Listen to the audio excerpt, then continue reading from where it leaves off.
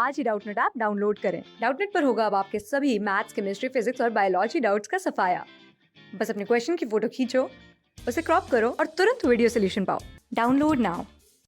अब हम बात करते हैं कि कौन सा न्यूक्लियाई आपका स्टेबल है, कौन सा न्यूक्लियाई स्टेबल नहीं है।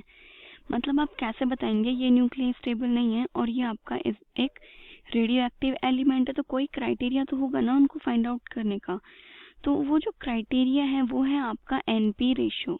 न्यूट्रॉन प्रोटॉन रेशियो से हमें न्यूक्लियाई की स्टेबिलिटी के बारे में पता चलता है। ठीक है, अब जिन न्यूक्लियाई का एनपी रेशियो जो कि आपका न्यूट्रॉन प्रोटॉन रेशियो है ये 1 to 1.5 की रेंज में अगर लाई करता है तो वो न्यूक्लियाई क्या हो जाता है, आपका स्टेबल हो जाता है। और अगर आपका रेशियो 1 से 1.5 में नहीं आता तो जो आपका रेडियो एक्टिव एलिमेंट है वो रेडियो एक्टिव एलिमेंट होगा और वो न्यूक्लियाई आपका अनस्टेबल होता है। ठीक है, अब आपके उसके बाद ठीक है कोई मॉलिक्यूल आपका स्टेबल नहीं है तो आप उसे स्टेबल कैसे बना सकते हैं। मतलब हमने बताया कि जो हमारे रेडियो एक्टिव एलिमेंट्स हैं वो कुछ ना कुछ अपनी एनर्जी रिलीज करते हैं, स्टेबिलिटी गेन करने की कोशिश करते हैं।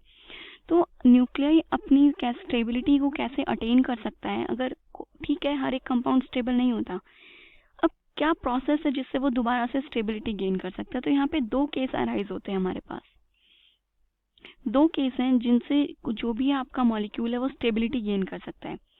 एक केस है, अब आपके पास दो पॉइंट हो सकते हैं, या तो आपका एनपी रेशियो इस लिमिट से कम हो या फिर आपका एनपी रेशियो इस लिमिट से ज़्यादा हो। ये दो केसेस हैं, तो आप कैसे स्टेबिलिटी गेन करेंगे हमें वो देखना है। अब पहला केस है हमारा कि जो आपका एनपी रेशियो है, न्यूट्रॉन प्रोटॉन का जो आपका रेशियो है ये क्या है, higher is higher than required, जो हमें ज़रूरत है उससे ज़्यादा है अगर आपका एनपी रेशियो, तो आपको इसे कैसे कम करना है। अब देखिए सबसे हमारा मेन पॉइंट क्या है, एनपी रेशियो आपका ज़्यादा है और आपको एनपी रेशियो को क्या करना है, कम करना है।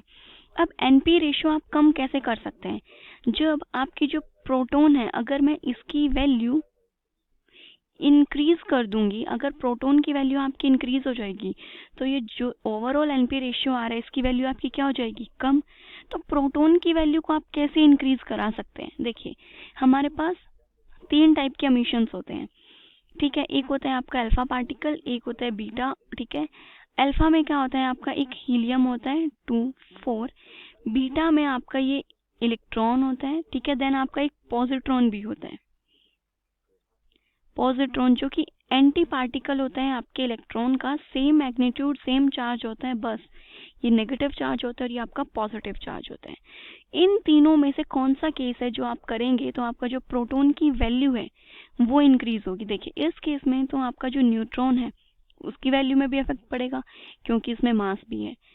अब बीटा पार्टिकल और पॉजिट्रॉन की अगर बात करें तो जो आपका बीटा पार्टिकल अगर एमिट होता है तो वहाँ पे जो आपका प्रोटॉन है उसकी वैल्यू क्या करेगी, इंक्रीज कर जाएगी। कैसे, फॉर एग्जांपल आपका ये मॉलिक्यूल है कार्बन का। ठीक है, ये है आपका कार्बन 14 और ये है आपका 6। ठीक है, ये आपका मॉलिक्यूल है। पहले हम इसका एनपी रेशियो कैलकुलेट करते हैं कि इसका जो एनपी रेशियो है आपका वो क्या आएगा। तो यहाँ पे अगर सबसे पहले पॉइंट में क्या आता है कि आपके जो नंबर ऑफ प्रोटॉन्स हैं वो कितने हैं, तो प्रोटॉन तो यहाँ पे आ गए आपके 6, राइट। देन आता है उसके बाद आपके न्यूट्रॉन्स, तो आपके यहाँ पे न्यूट्रॉन्स क्या आ जाएंगे, 14 माइनस में 6, ये कितने आ गया आपका 8। तो देन जब आपका इसका एनपी रेशियो निकालेंगे तो ये आएगा 8 डिवाइडेड बाय 6 इक्वल्स टू 1.3, ये इनका एनपी रेशियो है। ठीक है, अब आपको क्या करना है कि जो ये आपका मॉलिक्यूल है इसको आपको स्टेबिलिटी गेन करानी है। तो आप इसे स्टेबिलिटी किस टाइप से स्टेबिलिटी गेन करवा सकते हैं, जब आप इसमें से आपके सबसे ज़्यादा स्टेबल कब होता है, जब आपका एनपी रेशियो अगर 1 होगा तो वो आपका सबसे ज़्यादा स्टेबल माना जाता है। ठीक है, तो अब हमने बोला कि आपको यहाँ से क्या करना है, एक प्रोटॉन जो है वो आप इंक्रीज करेंगे। यहाँ पे आपका प्रोटॉन 6 है, हमें प्रोटॉन को 7 बनाना है। तो उसके लिए हमने बोला बीटा एमिशन करा दीजिए, यहाँ से बीटा रेज को एमिट करा दीजिए। अगर बीटा रेज एमिट कराएंगे तो मतलब इधर आपकी ये बीटा रे आएगी, प्लस में क्या आएगा आपका, देखिए 6 नंबर ऑफ इलेक्ट्रॉन्स पहले से थे, देन यहाँ पे कितने नंबर ऑफ प्रोटॉन्स हों कि आप अगर 1 माइनस करें तो वो 6 ही आए, तो यहाँ पे आपका 7 होगा, राइट। अब 7 किसका होता है आपका एटॉमिक नंबर नाइट्रोजन का, तो ये आएगा यहाँ पे नाइट्रोजन, और जो आपका मास नंबर है वो भी आपका क्या रहेगा, एज इट इज रहेगा।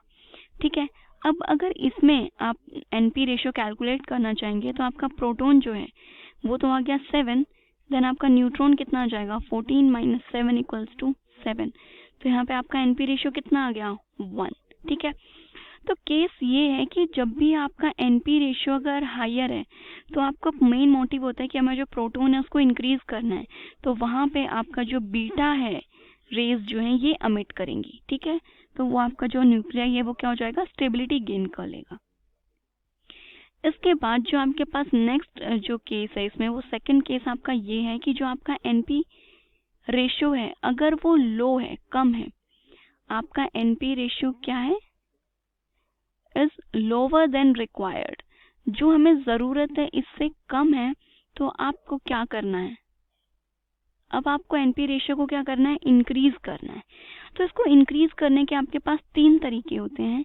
फर्स्ट जो तरीका है वो है कि जो आपका अल्फा पार्टिकल है, अल्फा जो पार्टिकल है ये अमिट करेगा, alpha particle emission. For example जैसे कि आपका यूरेनियम है, यूरेनियम 92 238, अगर इसका एनपी रेशियो कैलकुलेट करेंगे तो इसमें जो नंबर ऑफ प्रोटॉन्स हैं आपके ये है 92, और नंबर ऑफ न्यूट्रॉन्स जब कैलकुलेट करेंगे आप 238 माइनस 92, तो ये आता है आपका 146। तो यहाँ से एनपी रेशियो कितना आ जाएगा आपका 146 डिवाइडेड बाय 92, इट्स अराउंड 1.58। ये तो आपका एनपी रेशियो बहुत ही ज्यादा है, राइट, तो 1.5 से एक्सीड कर गया।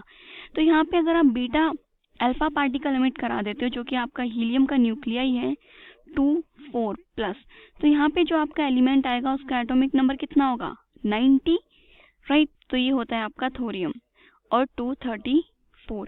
अब अगर इसका एनपी रेशियो मैं कैलकुलेट करूं तो देखिए इसका एनपी रेशियो आपका कितना आता है, तो यहाँ पे आपका जो प्रोटॉन है ये तो हो गया आपका 90, और अगर न्यूट्रॉन की बात करें जो कि है आपका 234 माइनस में 90, तो ये आता है आपका 144। तो यहाँ से जो आपका एनपी रेशियो कितना आ जाएगा 144 डिवाइडेड बाय 90, तो ये आ जाएगा आपका 1.6। अब देखिए इसकी एनपी रेशियो की वैल्यू तो हाई है, पहले वाले से हाई हो चुकी है इसकी वैल्यू, क्योंकि आपका जो ये यूरेनियम जो मॉलिक्यूल होता है आपका ये इतना ज़्यादा स्टेबल नहीं है, ये आपका रेडियो एक्टिव एलिमेंट है। तो यहाँ पे हमने इसका एनपी रेशियो इंक्रीज करवा दिया, जिससे जो आपका ये मॉलिक्यूल है थोरियम, ये जो अब नया न्यूक्लियाई फॉर्म हुआ है ये आपका कैसा है, स्टेबल न्यूक्लियाई। ठीक है, तो एक तरीका तो ये है जिससे आपका जो एनपी रेशियो है वो इंक्रीज हो जाता है। देन जो दूसरा तरीका है वो है कि आपका जो पॉजिट्रॉन है उसको आप एमिट करा सकते हैं। यहाँ पे क्या है, emission of positron, emission of positron. Positron क्या होता है, आपका एंटी पार्टिकल ऑफ जो आपका इलेक्ट्रॉन होता है, दैट इज E+1 0।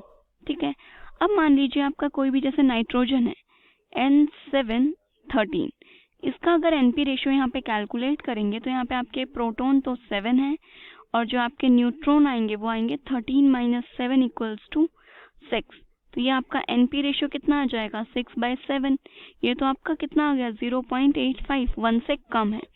अब हमें इसका क्या करना है, एनपी रेशियो को इंक्रीज कराना है, तो यहाँ पे हमने क्या किया पॉजिट्रॉन, तो दैट मीन्स जो यहाँ पे इसका एटॉमिक नंबर है आपका ये क्या करेगा, डिक्रीज करेगा, क्योंकि अगर आपको ये फैक्टर को इंक्रीज करना है तो आपको नंबर ऑफ न्यूट्रॉन्स जो हैं वो क्या करने पड़ेंगे, इंक्रीज करने पड़ेंगे, और नंबर ऑफ न्यूट्रॉन्स इंक्रीज करने के लिए आपका नंबर ऑफ प्रोटॉन कम होने चाहिए, राइट। तो यहाँ से क्या आएगा आपका, जब इसमें से 1 माइनस होगा तो 6 किसका होता है, कार्बन का, और ये 13। इसमें नंबर ऑफ प्रोटॉन आपके 6 हैं, और जो नंबर ऑफ न्यूट्रॉन है 13 माइनस 6 दैट इज 7। तो यहाँ पे आपका जो एनपी रेशियो है ये क्या आ गया 7/6, और ये हो गया आपका 1.16। तो अब ये जो आपका न्यू न्यूक्लियाई बना है ये आपका कैसा है, स्टेबल न्यूक्लियाई। देन जो इसका लास्ट जो थर्ड तरीका है जिससे आप एनपी रेशियो को इंक्रीज कर सकते हैं वो है आपका के इलेक्ट्रॉन कैप्चर, के इलेक्ट्रॉन कैप्चर। इसका मतलब क्या होता है के इलेक्ट्रॉन कैप्चर का, देखिए जो आपका न्यूक्लियस होता है उसमें जो के शेल होती है वो आपकी सबसे पहली शेल होती है जो कि जस्ट न्यूक्लियस के बाद होती है। वहां से हमें क्या करना है, जो आपका इलेक्ट्रॉन है या फिर जो आपका प्रोटॉन है हमें वो निकालना है, और आपका जो न्यूट्रॉन है वो आपका इंक्रीज होगा। जैसे ये आपका हो गया गोल्ड जो कि 79 एंड 194 है। अब हम इसका एनपी रेशियो कैलकुलेट करते हैं। तो इसमें पहले प्रोटॉन्स आपके कितने हो गए 79, न्यूट्रॉन जब कैलकुलेट करेंगे तो ये आएगा 194 माइनस में 79, ये आ जाएगा आपका 115। ठीक है, अब हम इसका एनपी रेशियो जब कैलकुलेट करेंगे तो आएगा 115 डिवाइडेड बाय 79 1.45। ठीक है, अब इलेक्ट्रॉन कैप्चर का मतलब क्या होता है कि यहाँ पे आपको जो एक इलेक्ट्रॉन है वो आप क्या करेंगे इसमें ऐड कर देंगे। लाइक ये हो गया आपका पॉजिटिव 0 माइनस 1। ठीक है, तो यहाँ पे आपका आ जाएगा प्लूटोनियम 78 194। तो यहाँ पे जो आपका प्रोटॉन है ये तो हो गया 78, न्यूट्रॉन की अगर बात करें तो ये आएगा आपका 194 माइनस में 78। तो यहाँ पे न्यूट्रॉन की वैल्यू कितनी आ गई आपकी 116। अब जब आप इसका एनपी रेशियो कैलकुलेट करेंगे तो ये आ जाएगा 116 डिवाइडेड बाय में 78, तो ये आता है 1.48। तो यहाँ पे देखिए जो आपका एनपी रेशियो है वो क्या हो गया है इंक्रीज हो गया, और ये जो आपका न्यूक्लियाई है ये क्या है आपका स्टेबल है। तो इन तरीकों से आपका जो न्यूक्लियाई है आप उसे स्टेबिलिटी गेन करवा सकते हैं। अगर उसका एनपी रेशियो कम है तो आप उसका एनपी रेशियो इंक्रीज कर सकते हैं, किससे बीटा मिशन से, राइट।